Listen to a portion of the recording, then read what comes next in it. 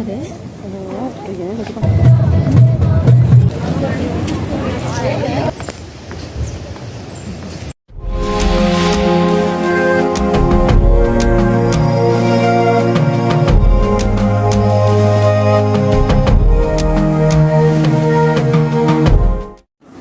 Hi everyone, welcome to my YouTube channel Nimanthi Ayesha.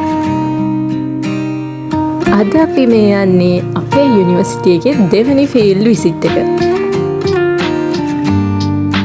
මේක ගිහින් නම් දැන් ටික කාලයක් වෙනවා හැබැයි. මේ ෆීල්ඩ් විසිට් එකෙන් අපි ගියේ පේරාදෙණිය බොටනිකල් ගාඩන් එකට. ඒ කියන්නේ පේරාදෙණිය උද්භිද උද්‍යානයට.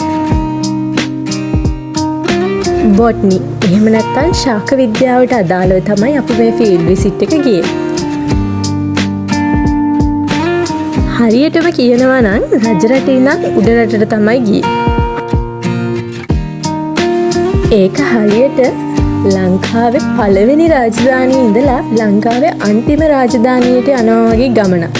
අනුරාධපුර රාජධානියේ ඉඳලා අපි ගියේ කණ්ඩ උඩ රට රාජධානියට. මේ මිහින්තලේ නුවර පාර කියන්නේ මට නම් නුපුරුදු එකක් නෙවෙයි. කැම්පස් එකේ ඉඳලා ගෙදර යන පාරනේ.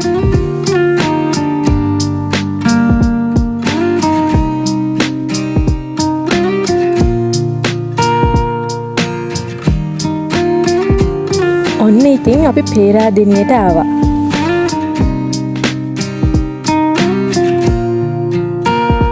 මෙතනින් එහාට ඉතින් අපේ ෆීල්ඩ් විසිට් එකේ වැඩ තමයි.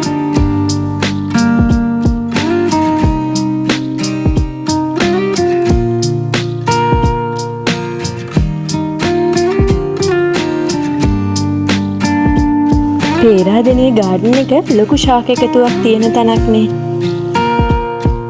ඉතින් මේ විදිහට එක ගස් එකම තැනක තියෙද්දි ඒ වගේ වෙනස්කම් හරි ලස්සනට පේනවා. මේ හැම ගහකටම තියෙනවා කතාවක්. ඒ ගස් ඒ විදිහ වෙන්න ඒ ගස් වලට හේතු තියෙනවා. සමහර ගස් උස යන්නත්, සමහර ගස් පොඩි පඳුරු වෙන්නත්, සමහර ගස්වල අතු බෙදෙන්නත්, සමහර ගස්වල අතු නොබෙදෙන්නත්, ඒ වගේම සමහර ගස්වල ලස්සනට මල් පිපෙන්නත්, සමහර ගස්වල මල් පිපෙන්නේ නැති වෙන්නත්. මේ වගේ හැම දෙයකම ගස්වලට හේතු තියෙනවා. පරිණාමයත් එක්ක ශාක කොහොමද යාළගේ පැවැත්ම අඛණ්ඩව මේ පොළොව උඩ තහවුරු කරගත්තේ කියන එකම හරි ලස්සන කතාවක්.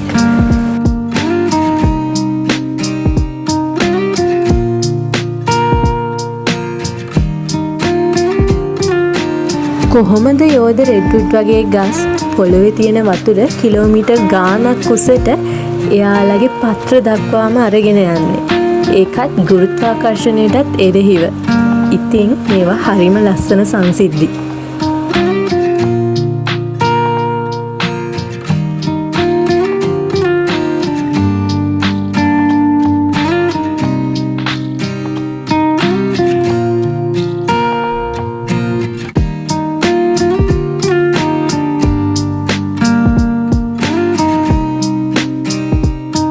සමහර ශාක විශේෂ තිබුණා.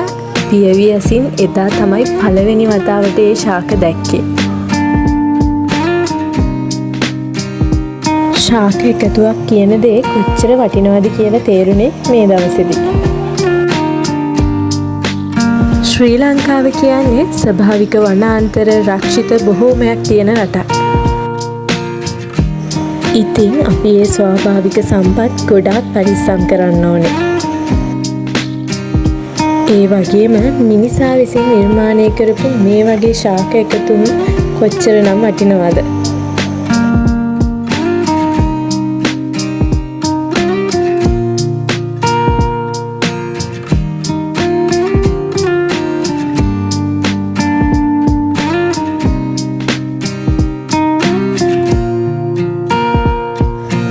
මේ තියෙන්නේ මීවන උයන.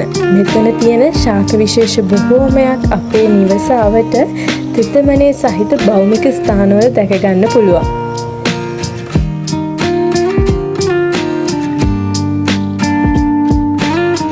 ඒ වගේම මේ ශාක විශේෂ බොහෝමයක් උද්‍යාන අලංකරණය, ගෘහ අලංකරණය වගේ දේවල් වලට භාවිතා කරනවා.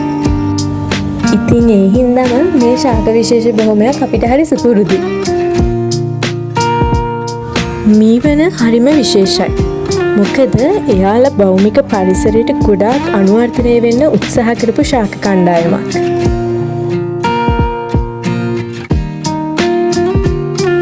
ඉතින් ඔයාලට පුළුවන් නම් එයාලගේ කතාව හොයලා බලන්න.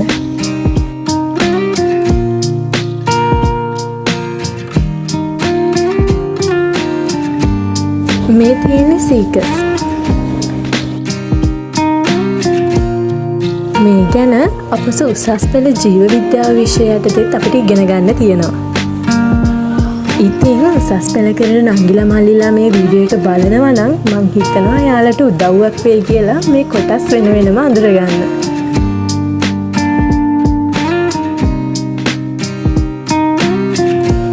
ඇකඩමික් කියන්නේ ලෙක්චර්ස්ම විතරක් නෙවෙයි කියලා හිතෙන්නේ මෙන්න මේ වගේ දවස්වලට තමයි.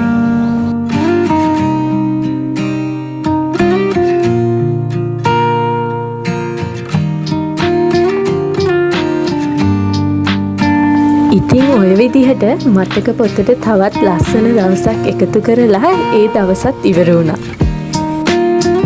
අපි ආපහු රජ රටට එන්න පිටත් වුණා. එහෙනම් ඉතින් ආයෙත් දවසක වීඩියෝ එකකින් හම්බ වෙනකන් ගිහින් එන්න. බයි.